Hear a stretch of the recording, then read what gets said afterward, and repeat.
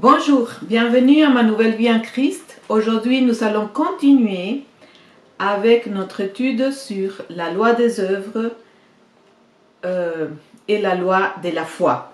Je suis très contente de partager et d'étudier ces choses avec toi parce que c'est un grand trésor pour nous tous qui avons accepté Jésus-Christ.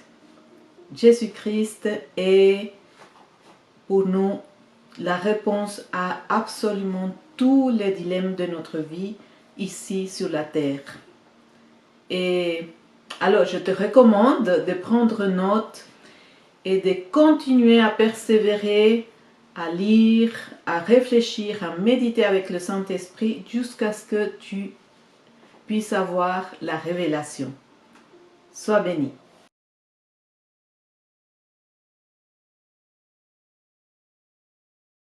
Nous allons relire ce qu'est la foi. Hébreux 11, c'est écrit: la foi est une ferme assurance des choses qu'on espère, une démonstration de celles qu'on ne voit pas.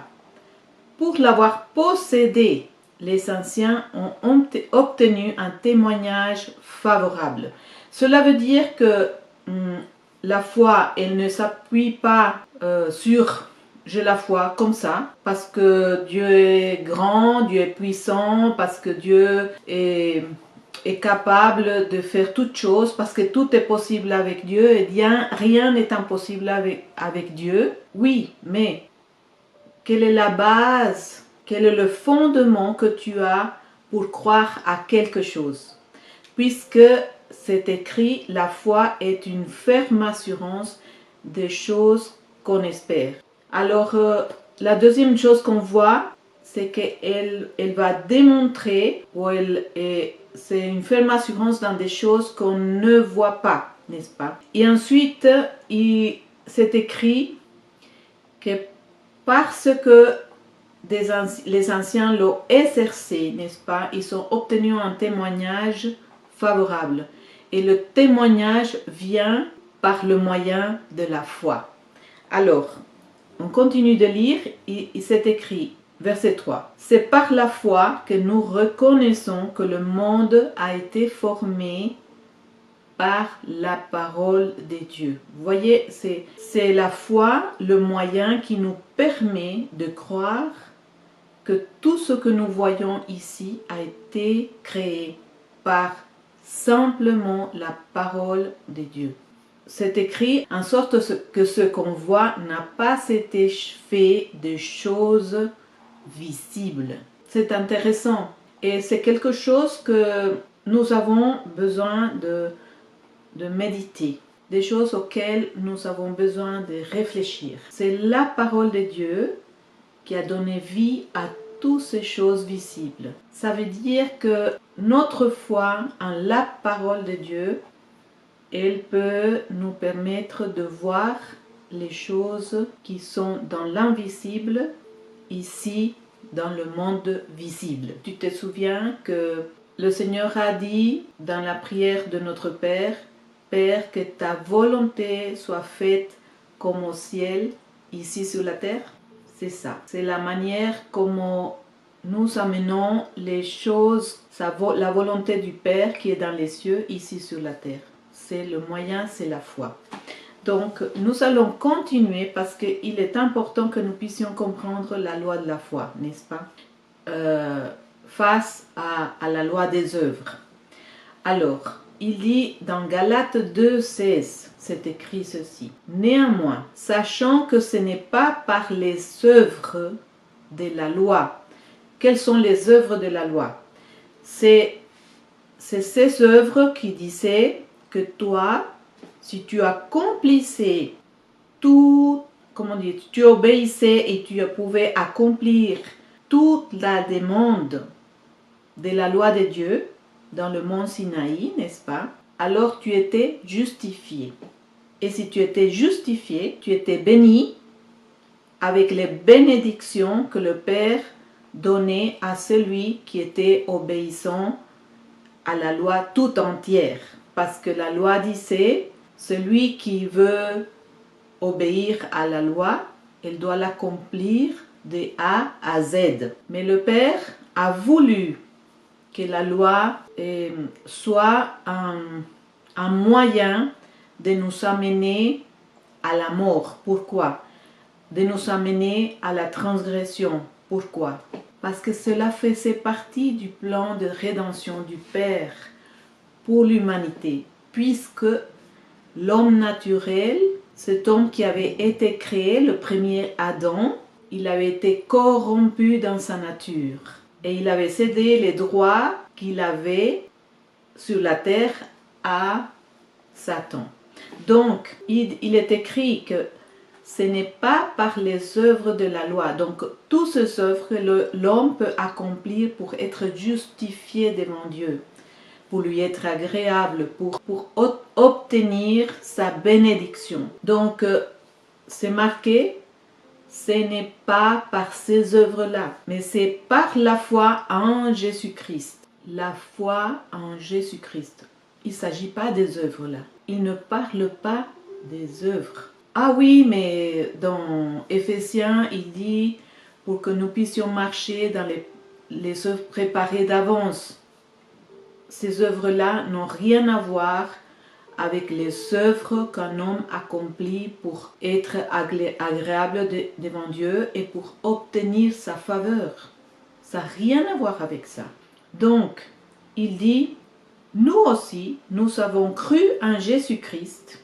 Donc, je pense que toi et moi, en tout cas moi j'ai cru, je pense que toi aussi, nous avons cru en Jésus-Christ afin d'être justifiés par la foi en Christ et non pas par les œuvres de la loi. Pourquoi? Paul nous l'affirme, parce que nulle chair, c'est-à-dire personne dans ce monde, sera justifié par les œuvres de la loi. Personne. Donc, si tu es en train de faire des choses pour être agréable à notre Père dans les cieux, arrête. Arrête immédiatement. Tu n'as pas besoin de faire, de t'exforcer d'être juste, parce que tu devras être juste de A à Z si tu veux acquérir la bénédiction de Dieu par les œuvres. Mais ce n'est pas ce que Paul est venu nous enseigner. Et pourtant, à Paul, Jésus lui a donné le ministère de nous amener des ténèbres à la lumière, n'est-ce pas? Donc, je pense qu'on peut croire à ce que Paul a enseigné. Alors, maintenant, si nous ne sommes pas justifiés par les œuvres et que nous devons arrêter de faire des œuvres pour Dieu, alors, comment est-ce que ça marche d'être justifié par la foi? La foi, la parole dit que nous sommes justifiés par la foi en qui? En Christ. Jésus-Christ qui est mort à la croix, mais que lui est ressuscité et qu'en plus, lui, il a été le seul homme sur terre, et je dis bien homme, qui a accompli tout ce que la loi de Dieu demandait. Et pourtant, il a été tenté en toutes choses, mais il n'a pas commis de transgression. Pour qu'aujourd'hui, toi et moi, nous puissions être justifiés par la foi en lui. C'est-à-dire que lui est le juste qui nous a justifiés nous. C'est-à-dire qu'avec lui, nous sommes tous devenus justes. Si nous avons reçu Jésus-Christ, je suis une nouvelle créature, n'est-ce pas? C'est notre identité en Christ. Je suis une nouvelle créature en Christ et qu'aujourd'hui, je suis justifiée parce que Jésus-Christ, lui, a été parfait en toutes choses. Donc, notre Père a pu nous bénir sans les œuvres. Donc, tu n'as pas besoin de continuer à faire des œuvres, tu as besoin de continuer à apprendre et devenir un disciple et à accepter la vérité. Si simple. Donc, pour marcher dans cette vérité, qu'est-ce qu'il faut? Enlever tout ce qui vient en nous dire que ce n'est pas possible. Aussi simple que ça. Enlever le doute, enlever l'incrédulité. Je renonce aujourd'hui au doute et à l'incrédulité. La parole de Dieu est ma vérité et la vérité qui régit, qui règne en moi. Et je suis justifié par ma foi en Jésus-Christ et non à cause des œuvres que je fasse pour être agréable à Dieu. Alors, je ne prétends pas que tu comprennes ça tout de suite, mais c'est une lumière. Et si tu prends cette lumière, et si tu vas réfléchir avec le Saint-Esprit, tu te poses des questions, parce que Matthieu 7,7 nous dit, demandez et vous recevrez, frappez et on vous ouvrira. Donc, cela veut dire que si tu veux vivre cette vérité, le Saint-Esprit va t'amener à avoir la révélation. Qu'est-ce que c'est la révélation? C'est quand ton esprit et ton âme sont ensemble. La vérité de la parole vient régner sur ton âme. Et alors tout ton être est dans la vérité et rempli de lumière. Alors, nous allons continuer parce que j'aimerais bien arriver à Romains 3, que c'est vraiment le chapitre qui m'intéresse aujourd'hui, de méditer avec toi. Et donc, il dit, nous avons vu que nous ne serons pas justifiés par les œuvres, mais que nous sommes justifiés aujourd'hui par notre foi en Jésus-Christ. C'est-à-dire devant Dieu, je suis juste. Devant Dieu, je suis juste. Il faut se le répéter. Parce qu'au début, pour renouveler la pensée, on ne peut pas le dire seulement une fois. C'est quelque chose qui a besoin que nous on l'entende. Et si moi, je suis le seul à pouvoir me dire, je suis justifié par la foi en Jésus-Christ, ben je me le dis tous les jours, jusqu'à ce que mon âme soit assurée et que cette parole s'incarne en elle. Donc, Romains 3,19 nous dit ceci. Or, nous savons que tout ce que dit la loi, elle le dit à ceux qui sont sous la loi, afin que toute bouche soit fermée. Donc, le but de la loi, c'est que la bouche, non, n'est-ce pas, que personne puisse être orgueilleux de dire « Ah, moi je suis parfait » ou « Je suis juste ». Personne dit la parole. En parlant à la chair. Et il faut bien faire la différence parce que aujourd'hui, je suis une nouvelle créature en Christ. En esprit, je suis une nouvelle créature en esprit. Et mon esprit est juste, mais pas ma chair. Donc, ces paroles sont adressées à l'homme naturel, pas à l'homme spirituel. Pas à cet homme à l'intérieur de nous qui est né de l'esprit. Donc, il dit, nous savons que tout ce que dit la loi, elle le dit à ceux qui sont sous la loi, afin que toute bouche soit fermée. Donc, et que tout le monde soit reconnu coupable. Deux buts. Que la bouche soit fermée de l'homme naturel. Il ne puisse pas dire « Ah, moi j'arrive, toi tu n'y arrives pas. » Donc, c'est fini.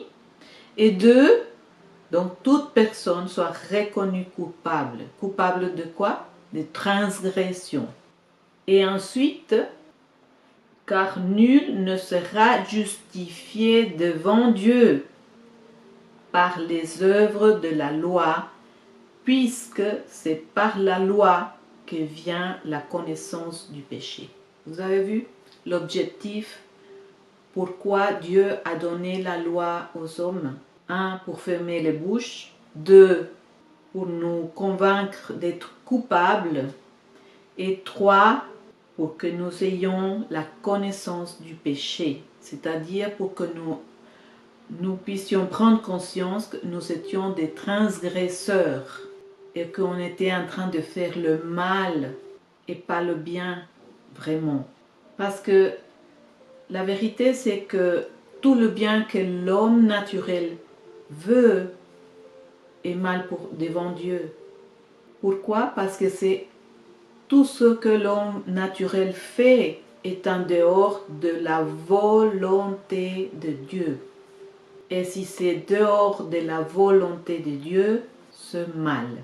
Donc aujourd'hui, nous sommes justifiés par la foi en Jésus-Christ. Devant notre Père, nous sommes justes. Il n'y a rien qui puisse nous reprocher. Absolument rien. Parce que quoi? Parce que l'habit que tu as aujourd'hui s'appelle Christ. Tu es habillé avec Christ. Revêtez Christ, dit la parole. Donc tu es habillé avec Christ. Romains 7, versets 4 à 6. Il nous dit ceci. De même, mes frères, vous aussi vous avez été, donc il parle de toi et moi, par le corps de Christ, donc le corps de notre Seigneur Jésus-Christ, qui a été mis à mort en ce qui concerne la loi. Voyez, Jésus-Christ a été mis à mort en ce qui concerne la loi, pour que tu appartiennes à quelqu'un d'autre.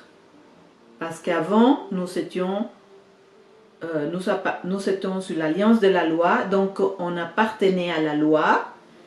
Mais si par le corps de Christ, la loi est morte, n'est-ce pas? Afin que nous puissions aujourd'hui appartenir à celui qui est ressuscité, parce que celui qui est mort n'est pas le même qui est ressuscité. Celui qui est mort, notre Seigneur Jésus-Christ, quand il est mort, il était enrobé et habité du péché de l'homme. Mais celui qui est ressuscité, il ressuscité avec la gloire de Dieu, habillé avec la gloire de Dieu. Donc, il dit à celui qui est ressuscité des morts afin que nous portions des fruits pour Dieu. Objectif. Pourquoi je mentionne ça? Parce que c'est important de voir à chaque fois le pourquoi Dieu a fait quelque chose. L'objectif, le but de ce qu'il a fait. Ensuite, au verset 5, il dit, car lorsque nous étions dans la chair, n'est-ce pas, dans l'homme naturel, les passions des péchés provoqués par la loi, donc la loi agissait en nous pour nous amener, pour donner vie à la convoitise, au désir. Elle agissait dans tous nos membres. Donc, voyez quand les enfants, on leur dit, ah, touche pas à ça. Ah, il faut être sûr que si tu as dit, ne touche pas à ça, tu éveilles chez l'enfant le désir de toucher. Et il va vouloir toucher. Il va désirer toucher. Ben, c'est ce que fait la loi. Parce que quand tu dis ne touche pas, c'est une loi qui sort de ta bouche. Et cette loi va provoquer chez l'enfant le désir de toucher. C'est ce que notre Père a fait. Il nous a donné la loi pour créer à nous le désir d'aller contre ce qu'il disait. Donc, transgression, désobéissance, non-acceptation de sa volonté. Mais c'était son but. La loi avait ce but-là, de nous rendre coupables. Donc, ensuite, il dit, la loi agissait dans nos membres de sorte que nous portions des fruits pour qui? Pour la mort. Vous voyez que tout ce que l'homme naturel fait porte des fruits pour la mort. Et aujourd'hui, qu'est-ce qu'on voit? L'homme croit et pense faire de bonnes choses. Mais au fur et à mesure qu'on avance, on voit que ça va à la mort. Ça ne va pas à la vie. Alors ensuite, maintenant, il y a un mais dans ce verset 6 que j'aime beaucoup. Il y a un mais qui est d'une grande valeur. et une grande puissance. Maintenant, nous avons été dégagés de la loi, libérés de la loi, affranchis de la loi. Pourquoi?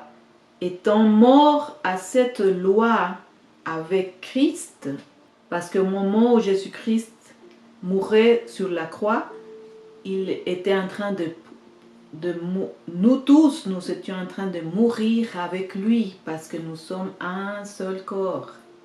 Et ensuite, loi sous laquelle nous étions retenus, n'est-ce pas? On lui appartenait à cette loi, de sorte que nous servons dans un esprit nouveau. Donc, maintenant que nous sommes nés d'en haut et que nous sommes nés de l'esprit, n'est-ce pas? Nous servons avec un esprit nouveau et plus selon la lettre qui vieillit, c'est-à-dire ce qui a été donné au mont Sinaï et toutes les lois qui ont suivi avec. Donc, on va continuer. Il dit, car lorsque vous étiez esclaves du péché, ça c'est Romains 6, 20, 22, vous étiez libres à l'égard de la justice. Quels fruits portiez-vous alors, il dit Paul? Des fruits dont on peut rougir aujourd'hui. Parce que la lumière de Christ nous éclaire et nous fait voir que nous n'étions vraiment pas justes et que nous étions en train de faire des choses complètement en dehors de la volonté de notre Père. Alors il dit, la fin de ces choses, c'est la mort. Donc la fin de toutes ces œuvres de la chair, c'est la mort. Et notre Père ne ment pas. Et ensuite, il y a un autre mais à ce verset 22. Ce mais qui dit maintenant, étant affranchi, libéré, délivré du péché, est devenu esclave de Dieu. Quoi? Oui, toi et moi, nous sommes devenus esclaves de Dieu. C'est lui qui nous a rachetés. Il a payé une rançon pour nous tous, d'un prix extraordinairement grand, énorme, parce que ça lui a coûté son propre fils. C'est pas de l'or et de l'argent, c'était la vie de son fils. La parole nous dit que nous avons aujourd'hui pour fruit la sainteté et pour fin la vie éternelle. Vous voyez, car le salaire du péché, c'est la mort. Donc, voilà, le péché nous amène toujours à la mort. Mais le don gratuit, donc, où sont les œuvres là? Cela nous a été donné gratuitement, le don gratuit. Il n'y a pas d'œuvre là, il n'y a pas du tout d'œuvre là. C'est la vie éternelle en Jésus-Christ, notre Seigneur. Donc la vie de notre Seigneur Jésus-Christ est en toi et en moi aujourd'hui. Donc Galates 2, 19, 20 nous dit ceci. Car c'est par la loi que je suis mort à la loi. La loi a vraiment accompli toute la volonté de notre Père. Donc je suis morte à la loi. Pourquoi? Pour vivre pour Dieu. Pour vivre pour mon Père aujourd'hui. J'ai été crucifié avec Christ. Vous voyez, au moment où Jésus-Christ mourait à la croix, toi et moi, nous étions en train d'être crucifiés aussi. Et si je vis aujourd'hui, ce n'est plus moi qui vis, mais Christ vit en moi. Et si je vis maintenant dans la chair, c'est-à-dire ce corps de chair est encore là, je vis dans la foi. Vous voyez la loi de la foi, ce qu'elle fait, elle me donne l'assurance de qu'aujourd'hui, je suis un être entièrement nouveau, une personne nouvelle qui a été régénérée par la puissance de l'Esprit de Dieu. Et donc, je suis aujourd'hui la fille de Dieu très haut, et toi aussi, tu es le fils ou la fille du Dieu très haut. Aujourd'hui, nous appartenons à notre Père. Nous sommes devenus participants de sa nature divine. Et rien ne peut nous séparer de son amour. Absolument rien. Mais c'est la foi, c'est la loi de la foi.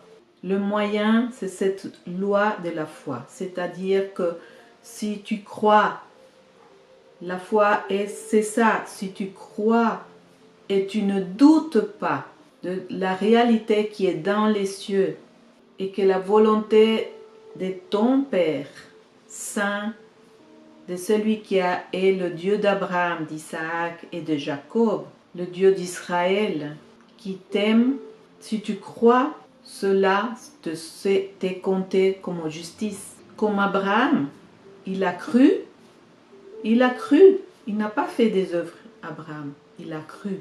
Tu peux aujourd'hui avoir toute la bénédiction de Dieu, la recevoir complète, parce que tu es sa fille et son fils bien-aimé.